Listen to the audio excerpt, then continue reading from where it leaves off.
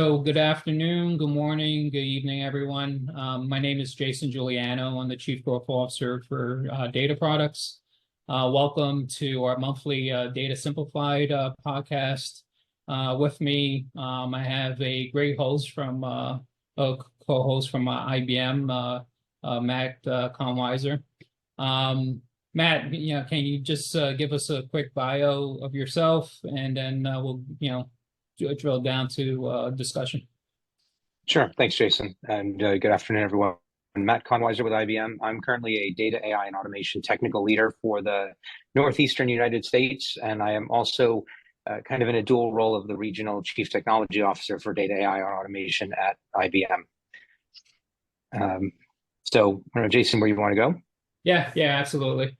So thanks for that. And I want to thank IBM for joining us this month. Data Products is a IBM Watson partner, and just a little quick shout out that IBM is hosting IBM Think in Boston, and the Data Products team will be there. So Matt, if you could give us, a bit about IBM Watson. Watson has been in the space for over a decade now, leading in artificial intelligence, especially on a B2B side. There's been some recent changes within, the Watson product suite. Can you go over what IBM is doing with their AI makeover, if you will? Sure. Yeah, and it's a great question. I mean, I think most people, when they think of IBM Watson, they think of Jeopardy or chess game, right? And that's folks have been around for a while think of that. And the reality of it is that we've changed quite a bit. Now, I'll start off with a quick disclaimer that while I am here with IBM and I am an employee of IBM, any of the thoughts or opinions or editorial I mentioned are just my thoughts alone and aren't necessarily reflective of that of the IBM company. So I'll throw the disclaimer out there. But that said, one of the things that really changed the game for AI overall is the introduction of these foundation models that came out in 2017 or so. And what really changed the game there was that the amount of time it takes to stand up these models is significantly reduced. So it's not a huge services engagement with months or years of training. Unsupervised learning models can now be ready to go in a matter of months, and it's possible to reuse them for multiple use cases in multiple industries. So what we've done, rather than focus on building these monolithic, gigantic AI systems from the past, is we have ridden that wave and focused on the development of better ways to utilize all the different models that are out on the market today in three key ways. The first is the ability to easily aggregate, store, and manage all the data that goes in and comes out of them. The second one is developing a methodology for creating a pipeline that allows you to easily select, train, tune, deploy those models, and manage them. And then the third one is the governance for all of it, because I will tell you right now, a generative AI model without governance is significant risk. And we should not be having a generative AI conversation if we're not having a governance conversation. So those three elements, data, the core AI pipeline, and the governance, is really where IBM has changed its focus after the innovation of these transformers and foundation models that everybody is jumping on board with. So that's our quick snapshot, Jason. I appreciate it. And just some housekeeping points. We're going to provide some polling questions throughout the discussion. We started Star Wars theme polling questions a few months ago. We're going to keep on that theme since we definitely want to make it much more collaborative and fun, if you will. And also, if anyone has any questions, I'm not sure if you could send them through LinkedIn Live, but if you're on the Zoom link, you could chat your questions, and one of our moderators will take the questions and present it to us. So Matt, you and I were chatting, and you mentioned that you was at the New York Auto Show today. Well, not today, this week. If you could go into like any hot topics related to artificial intelligence, based on your experience doing the walkthroughs and chatting with people at the New York Auto Club. Sure. So the auto show is really interesting, and it is auto show week here in New York City, which is where I'm based. So I got a chance to attend, and one of the neat things in a stark comparison from 20, 30, 40 redacted years ago that I used to go to these is there's a lot of indoor test tracks now. And you could never do that before because of the exhaust. But with the huge boost in electric vehicles, Yeah. uh, they can now run indoor test tracks. So you can test drive five, six, seven, 10 different models of cars and trucks. One of the interesting ones was the Ford F-150 Lightning that had one of the fastest off the line times. And you'd never think of seeing a gigantic pickup truck just take off and beat a supercar off of a line. But with electric motors and electric drivetrains, that's kind of what's happening. But I was thinking about how this relates to AI and the amount of technology that goes into the construction and the operation of these vehicles is tremendous. And a lot of it has started to cut across from EVs into combustion engine cars as well. Things like self-driving or assisted autopilot, assisted cruise control, because it uses a huge array of cameras and sensors combined with AI and computer vision to allow these vehicles to be able to move safely around the roads. Now, I'm not getting into the full self-drive debate because I think that is a deep, deep discussion to have. I will say, because everybody asked my opinion, philosophically speaking, I think that safe drive or full self-drive can be safe, but I would also argue that it's safe when all the vehicles are full self-drive and there's no human drivers sitting in the chain. And we're not there. And I don't know if we ever will be, or at least not for a while. So we'll see what happens. But when I think about what AI has enabled in the automotive industry in terms of design, production, assembly lines, automation, the features in the cars, being able to use any variety of different online services, Amazon, Google, Apple, native car platform software to be able to speak to the cars, voice commands, and other things. AI is just everywhere, and that was even though the big prominent thing was EVs. Every feature of every car, whether it was an EV or not, had some element of AI baked into it, and it was impressive to walk around and see that. And I just wonder how many people that were in awe of the vehicles were thinking about the AI side of it. And my guess is probably not many. So that's my quick anecdote about the show this week. Yeah, I want to take that and continue that discussion, right? In the news today, there's been a lot of discussions, specifically on Elon Musk with his Neuralink company, and that they started human trials. Elon has made a couple of statements stating that disabled people now with a Neuralink, in the future he sees them driving their Teslas.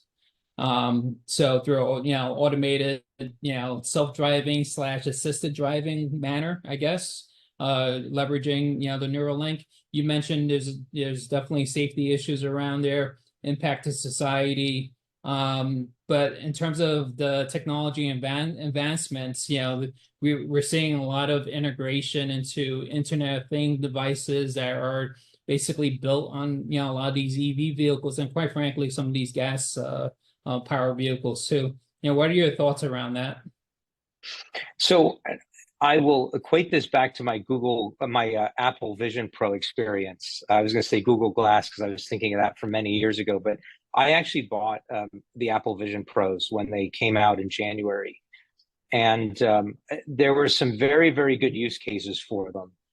For me personally, I think that all the technology around it was incredible hardware wise. I think that there's a little bit more to go from a software and a business use case perspective for many people, but there are certainly some for all. But the reason why I bring this up is from an accessibility perspective.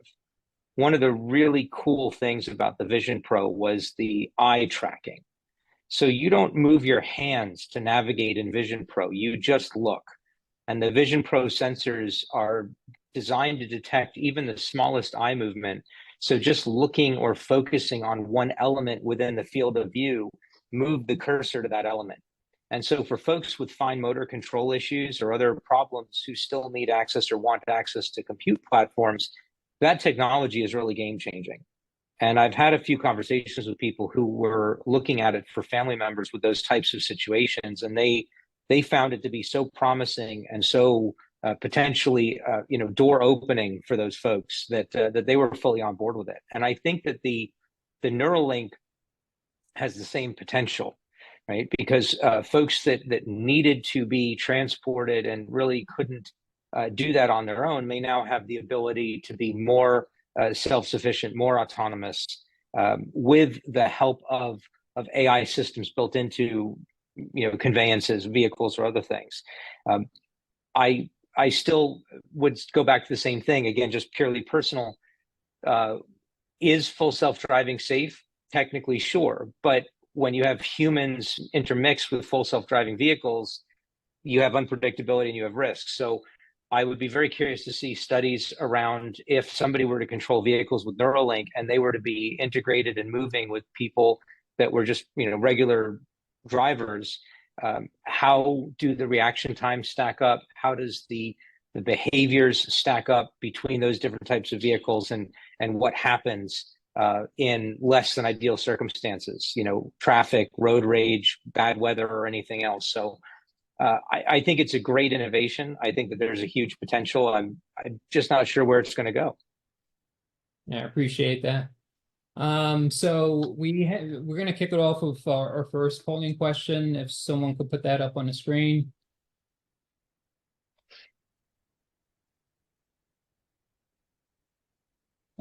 Yeah, there we go. All right, I'll give people roughly a minute to answer. I don't think our LinkedIn attendees can answer these, but if we don't have anyone on Zoom, we could go on to the next talking point.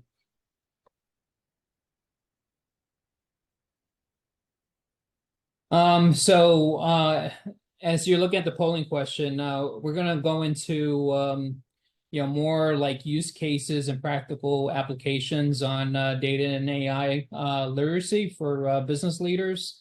We're going to talk about the good, the bad, and the ugly within the trends today, what's happening today within businesses, and get feedback, what Matt is looking at in the marketplace, and some thoughts that we're seeing also.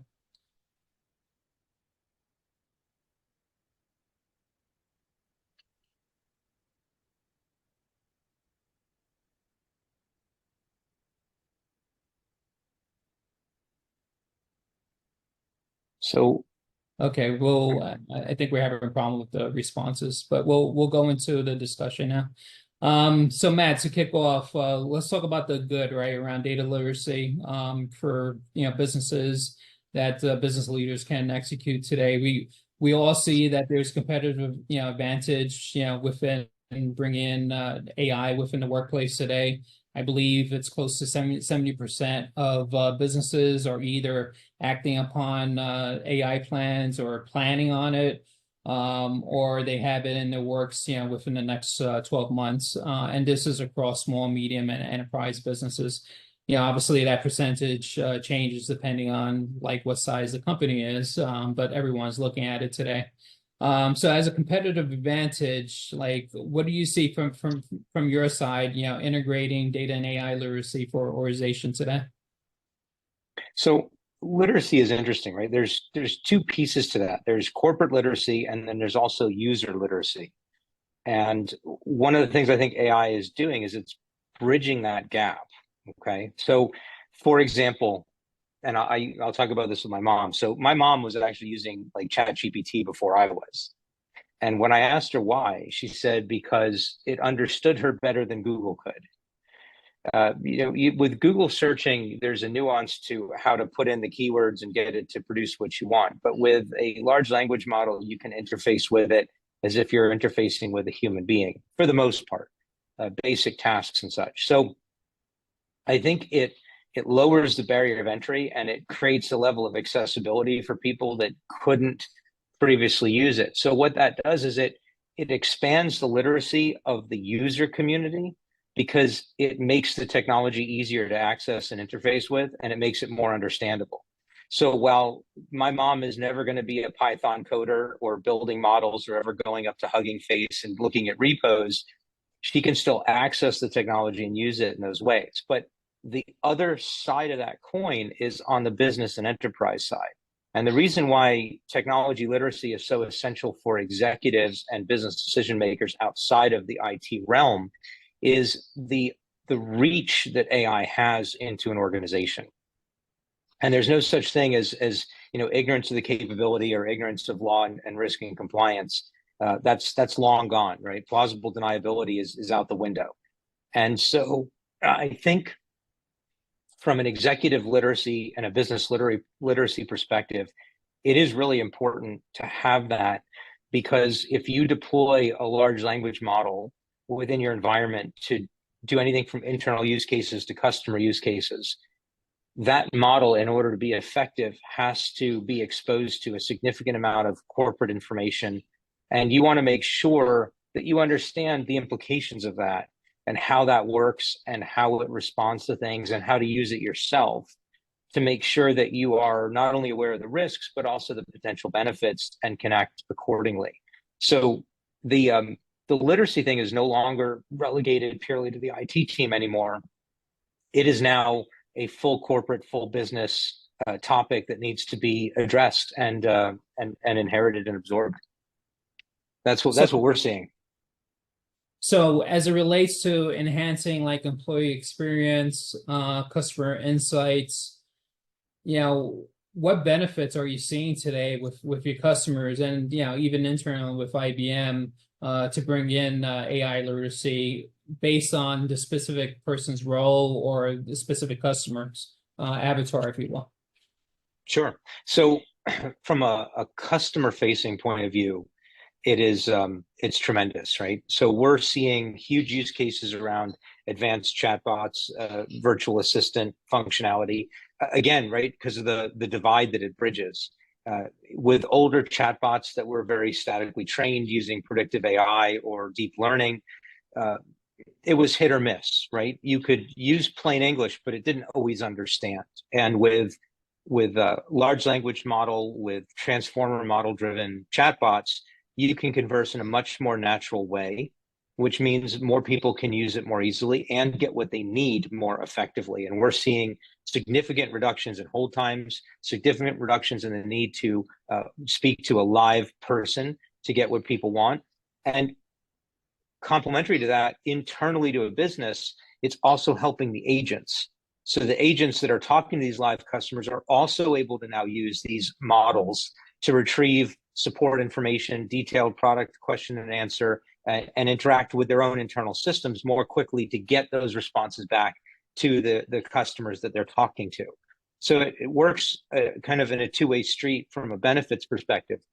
The way IBM is using it, and we are our own, kind of customer zero, we've deployed these generative models across a number of different functions internally to IBM for all the reasons I just talked about and a few more, so that we as employees can get faster access to all of the information that we need, whether it's HR related, product related, or anything else, so that we can more effectively not only be employees here, but also service our clients.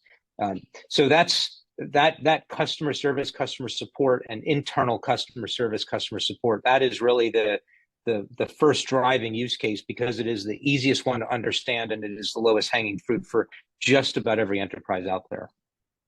Yeah, and I'll go into like our methodology also. So when we see clients, we're usually engaged from the beginning.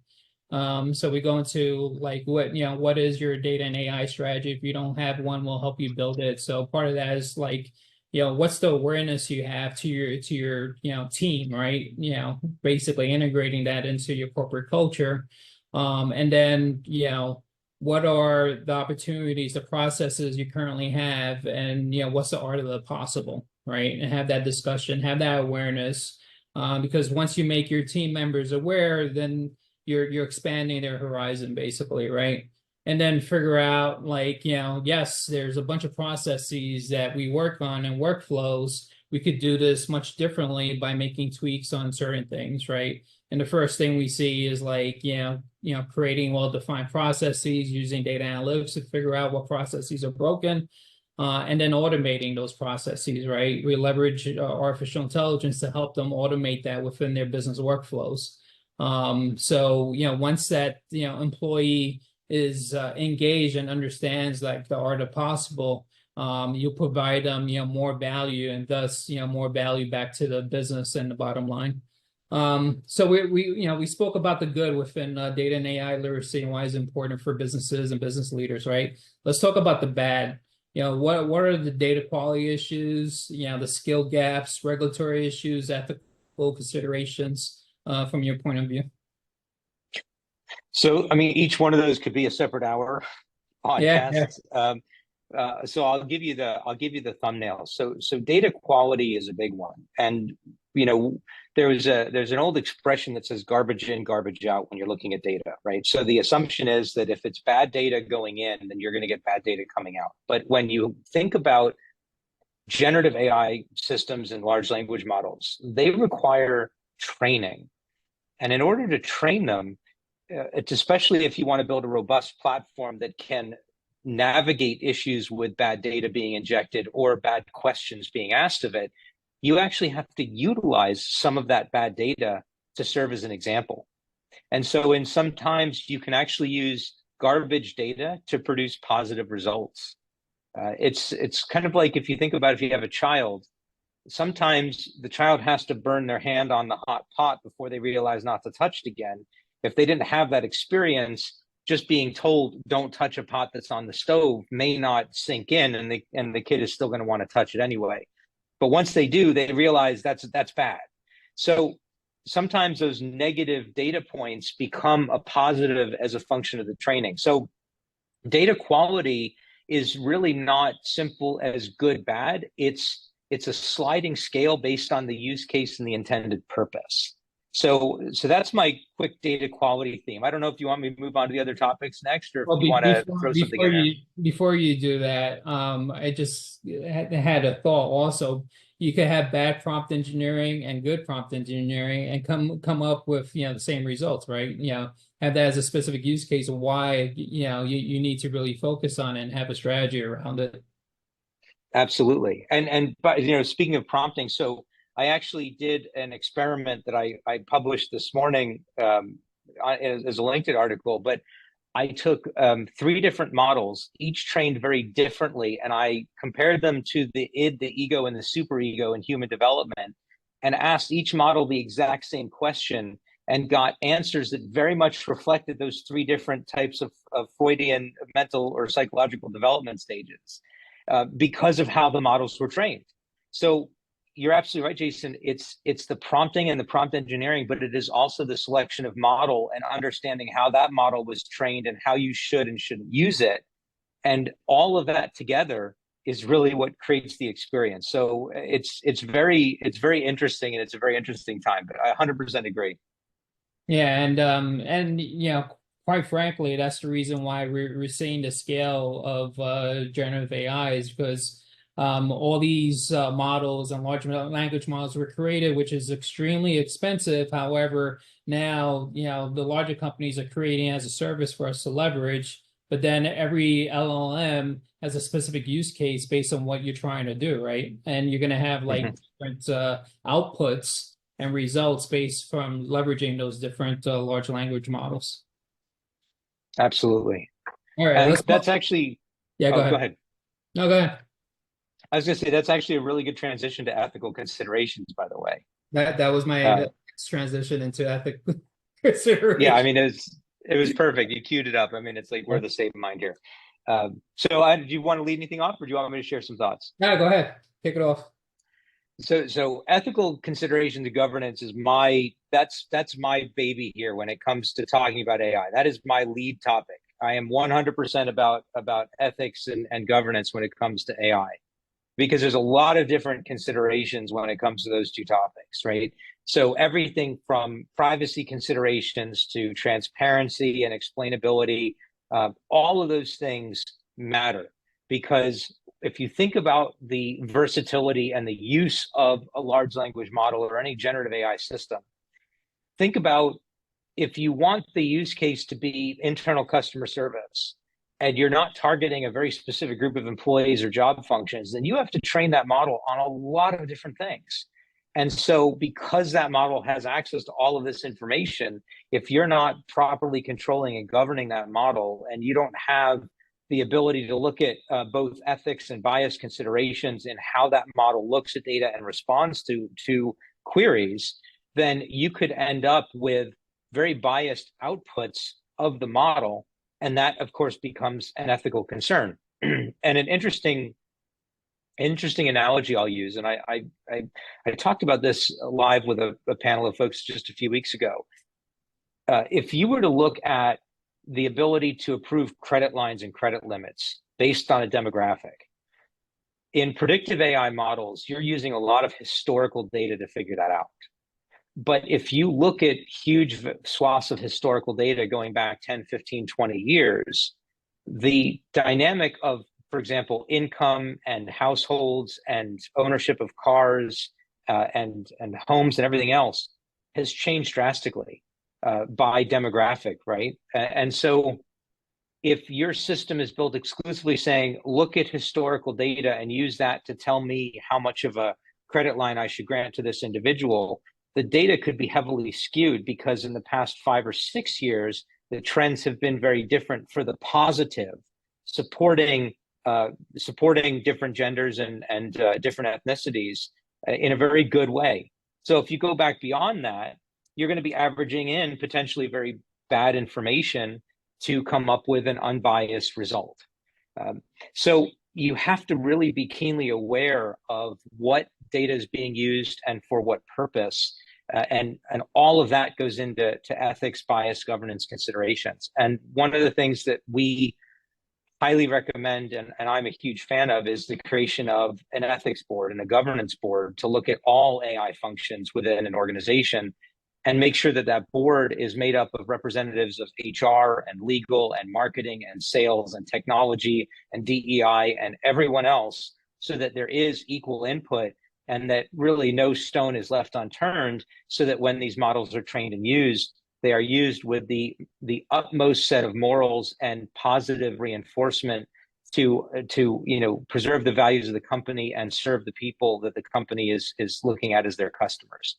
It's a very complicated topic, but it is a very important one to consider. And that being said, there's a lot of changes also from a regulatory compliance perspective.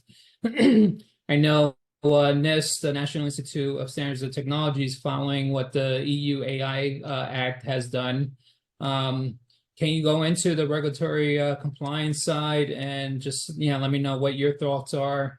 But I'm pretty sure you've seen this too. The White House has pushed out some guidance around how to effectively, ethically use artificial intelligence within for businesses today. Yeah, so it is a challenging topic, and NIST not only pushed out an AI framework, but they also pushed out an AI security taxonomy specifically for generative AI.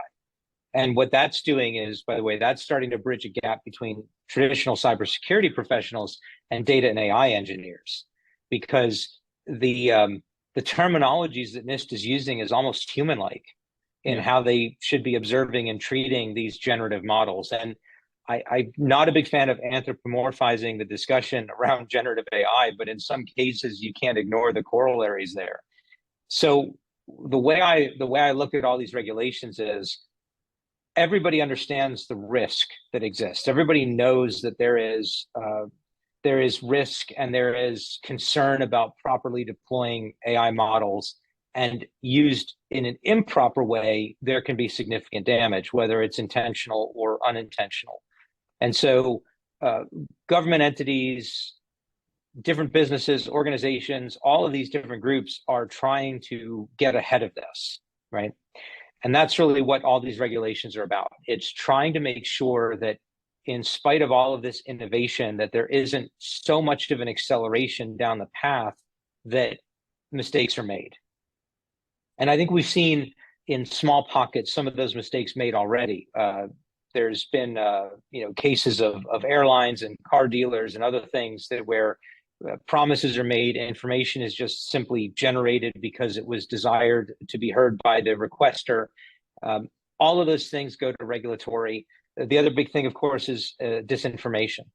Yeah. And we didn't need AI for disinformation, right? I mean, there have been disinformation campaigns through social media for decades, but AI makes it so much easier.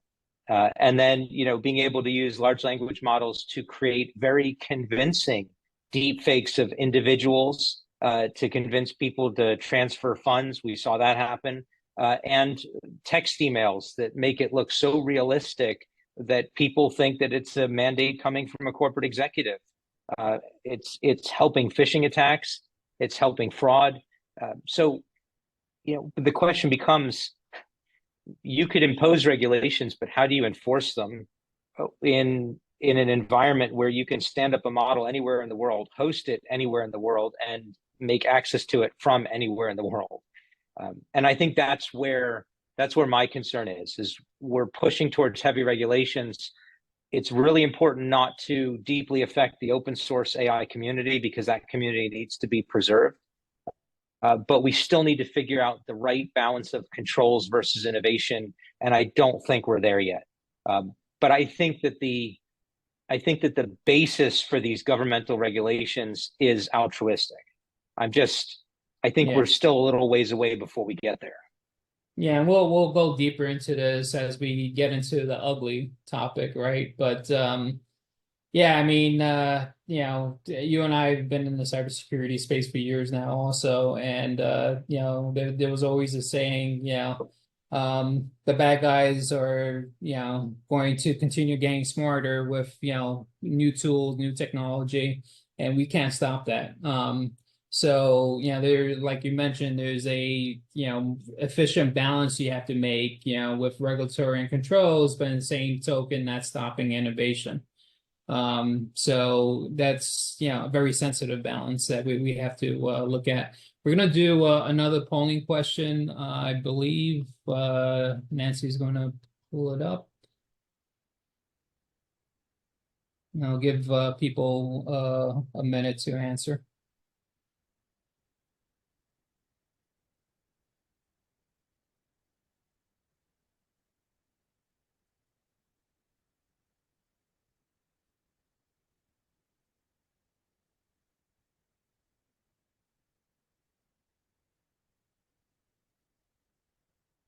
Okay, while you're answering the second polling question, we could go into the ugly now in terms of data and AI literacy, cybersecurity concerns, data breaches, governance. So Matt, do you want to go into like the potential, and I wouldn't even say potential because we're having data breaches, on a day-to-day basis now, but go into the impact of that and what business leaders need to look at. Yeah, so I mean, this is really interesting. So, like you said, Jason, you and I have been in cybersecurity for a very long time, and we used to say that the network never lies, right? So you may have the most hardened, impenetrable servers and workstations in the history of IT architecture, but those systems still have to exchange information over a network. So if you can get into the network, even if you can't break into the server, you can still get the data. And then it's just a matter of whether you can decrypt it or not, whether you can read it or not, right? And then there's ways to do that too. But you still had to get into the network.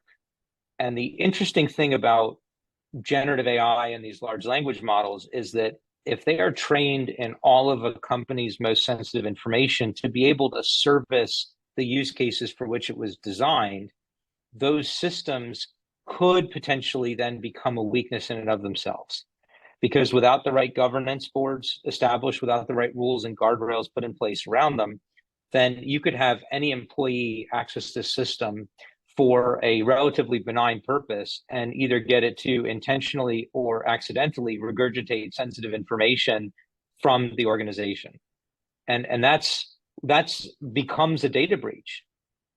If you have the ability to get a large language model to provide you sensitive information to which you are not supposed to be privileged to receive, and then you can take that information and bring it outside the company, that's a breach. So it's almost like you don't even have to break into the systems anymore, right? All you have to do is really know good prompt engineering and social engineering, and then get access to a large language model that wasn't properly governed or secured or trained. And then all of a sudden, there's no need to break in anymore. You can just use that to get what you need and move on. Now, obviously, that's a worst case scenario, and we're talking about the ugly, so I'm bringing up the ugly. But all of those points are really things that have to be considered when you're building these models and when you choose what to train them with. Yeah, so I want to add to that too, because what's not happening, and I'll go into why I'm mentioning this, but in the cybersecurity space, it's all about, protecting, the different layers, right? Having multiple layers where it's highly encrypted, you're leveraging best practices, data governance, and making sure that and it's part of doing business, making sure that you have all those layers in place. Now, we're not going to prevent it. We're going to have to spend more in cybersecurity is just where we're going to today. And it's been becoming much more complex, right? So much so that, and I'll go into like the loss of privacy with this one, but I was at a conference a couple of weeks ago. I was talking to managed service providers, and they were telling me, they're basically turning on Copilot in a Microsoft Azure environment for their clients, but not doing the proper due diligence, making sure that there's role-based access control in place, there's file access control in place, and best practice, right? So as they turn on the Copilot, which basically opens up the generative AI platform tied into their Azure environment, it's basically opening up access to everything they have. I mean, I heard examples where, there were employees with certain clients that were, looking up financial data, and it was coming up with like the CFOs and CEOs salary and base compensation and their bonuses.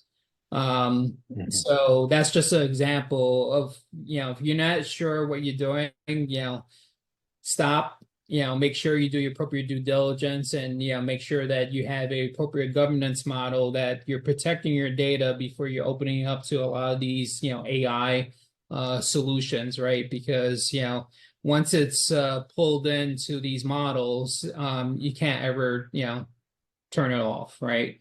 I also had MSPs in there, trying to retract everything, they can't because it's already out there. Any comments on that? Yeah, and then related to like the loss of privacy within data and AI today.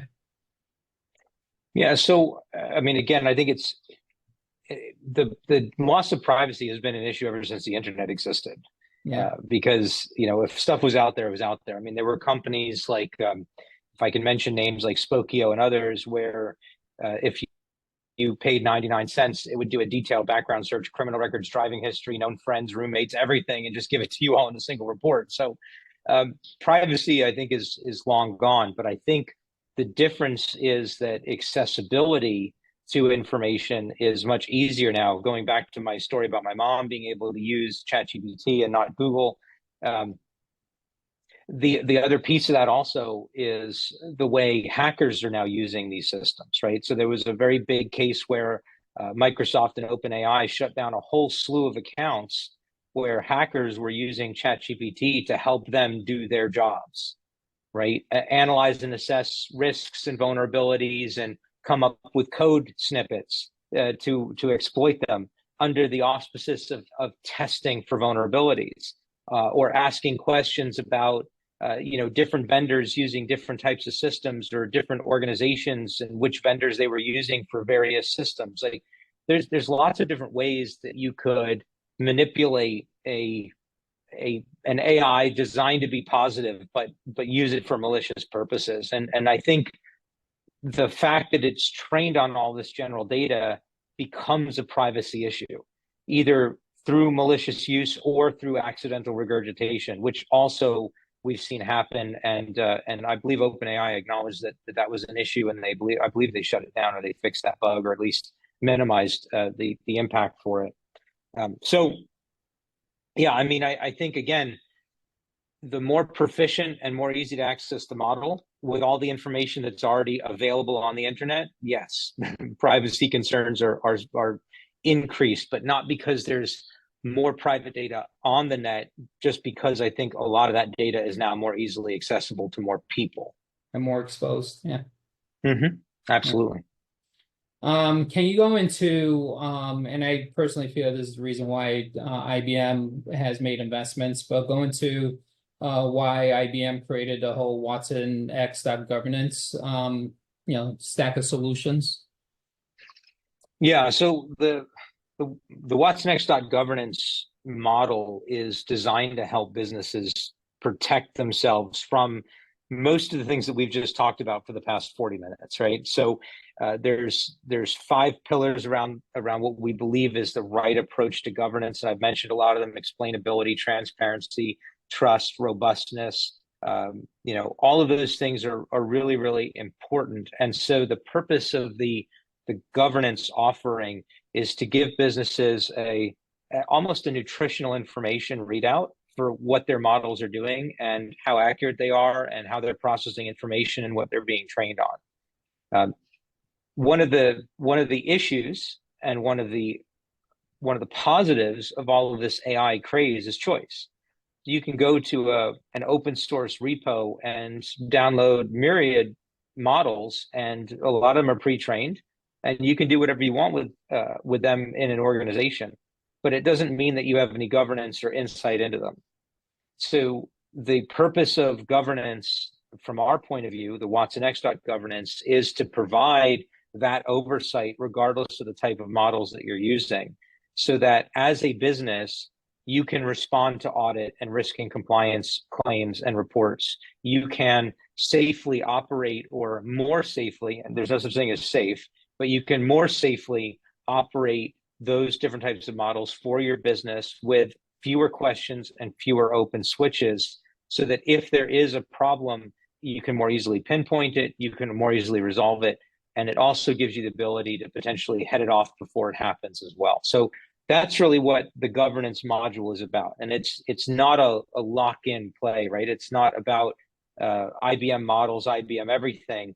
But when you talk about a pipeline of selecting, training, tuning, inferencing, deploying a model, the ability to have that governance layer on top of it for a business is frankly mandatory.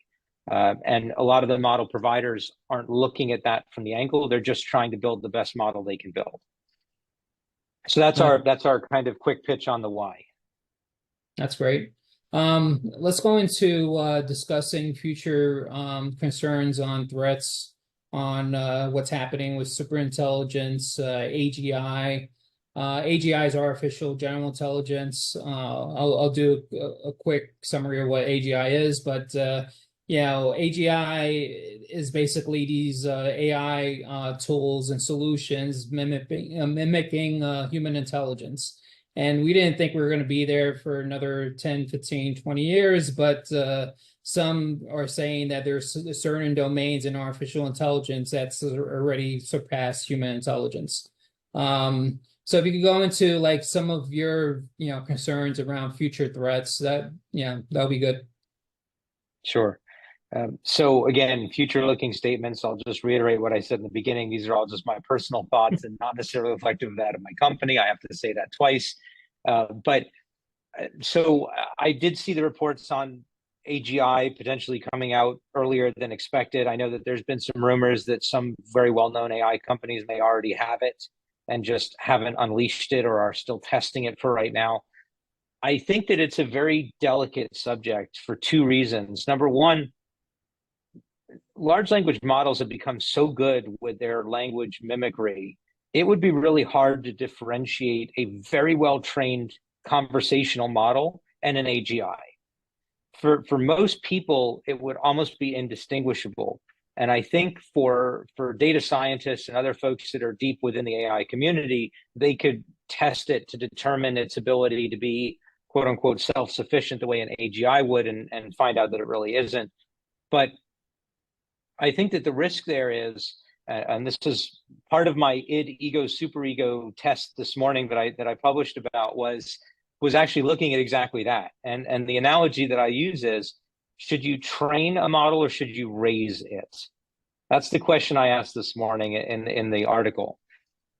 Most people think about AI and they think about training models. Well, if you think about what you're doing, you're taking effectively an infant that's a day or two old and throwing the entire accumulated knowledge of the internet at it and expecting it to behave properly. I use that analogy for years, by the way. Yeah, I mean, you can't do that, right? You have to look at it almost as a child. And again, not to anthropomorphize it, but if you look at the process of training, tuning, inferencing a generative model, not as a point in time action that has a start and a stop, but a lifelong investment. And when I say lifelong, I mean life of the model, of course, not your life.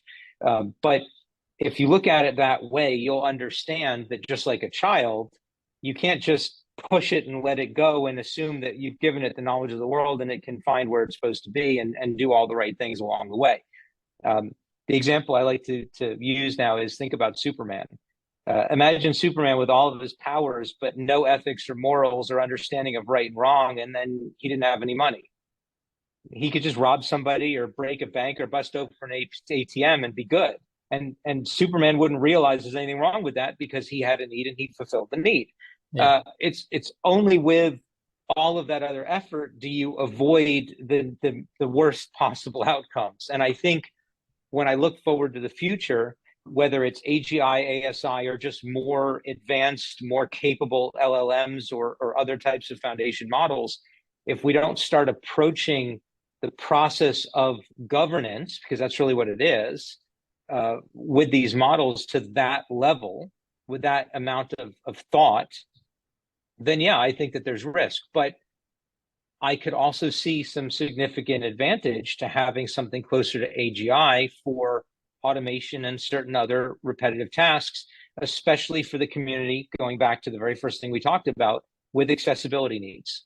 Yeah, yeah, absolutely. So, I could see it going either way. And it's really, as always, it's up to us to figure that out. I know that sounds cliche, and it is, but it is also the truth in this case. Yeah, and what I tell people is that you got to make sure that when it's an infant, you put them on the playpen, right?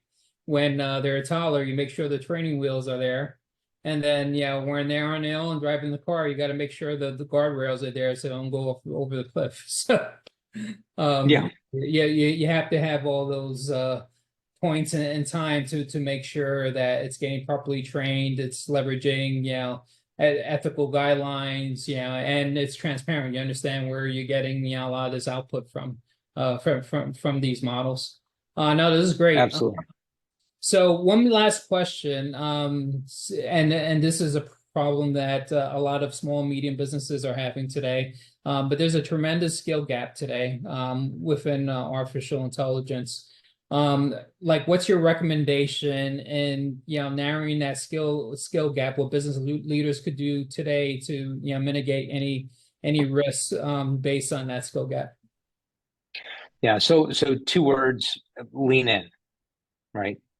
That's it. So if you've never tried a generative AI platform, if you've never used a large language model, there's plenty of them that are free. Some of them don't even require an account.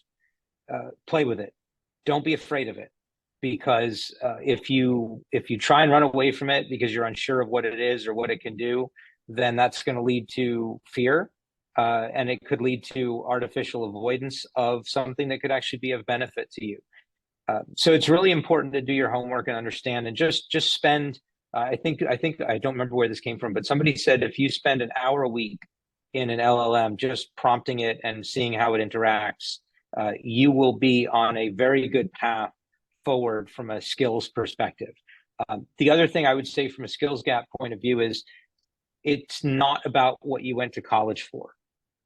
So there was a researcher that said, I think it was in November of last year, so just a few months ago, they had said that the half-life of college education for AI or machine learning was now 90 days. So what that means is, for a 6-month program, a semester-long program, September to December, by the time you got to November, half of what you learned in September is already obsolete. Think about that, right? So what that tells me from a skills gap perspective is there's very few people that have a jump start that are able to maintain that head start on everybody else.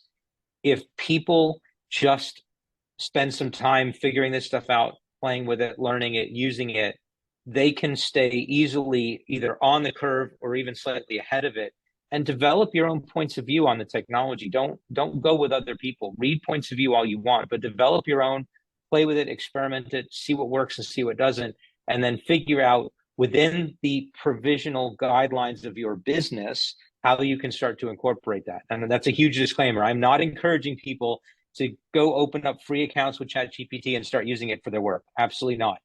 But talk to your corporation, find out what their guidelines are for appropriate use of large language models or generative AI. And if there are provisions for it, then absolutely just start to experiment with it and see where it takes you. And that will help you close the skills gap. Because what's going to happen is the people that have the trade experience, deep experience for decades within a certain field, are going to find tremendous value in those models instead of being afraid of them, because it's going to help them do their jobs, and they're going to help the models because the models are going to learn from them the right way to do things, because they're going to train the model as the model helps them do their job. And that reciprocal environment is good for both. So just don't be afraid. Just lean in and play within the confines of your organization's permissions.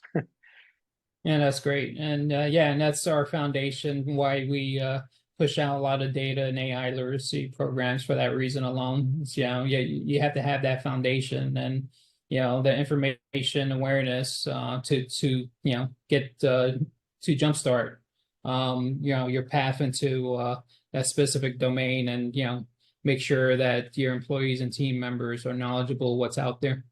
Any key takeaways for our audience, Matt, before we end this month's call? I would just say that the tech is wild. The innovations are almost daily. The biggest thing I would say is if you see something on the internet that looks interesting, don't read somebody's interpretation of the facts. Find the source and read the source.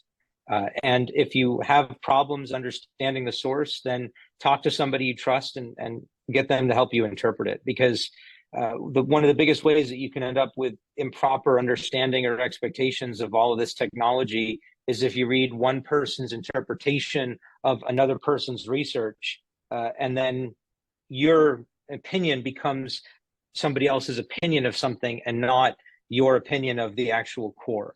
And I've seen that happen time and time again. Everybody wants to share an opinion on AI. Just stay informed, do research, and trust yourself over others. That would be my big takeaway on this. And that's great. That's great feedback. All right. So Nancy's going to share our contact information, and then we have some resources for you also. I believe she's going to put in links to those resources in the chat. But feel free to reach out to Matt or I, or even our company's data products or IBM. As I mentioned before, we will be at IBM Think this May. If you want to have a quick discussion with us to figure out where you're at in the journey and what path to take, definitely reach out to us. Matt, thank you so much. It's been a pleasure as always, and I thank our audience for joining us today. Thank you. Thank you.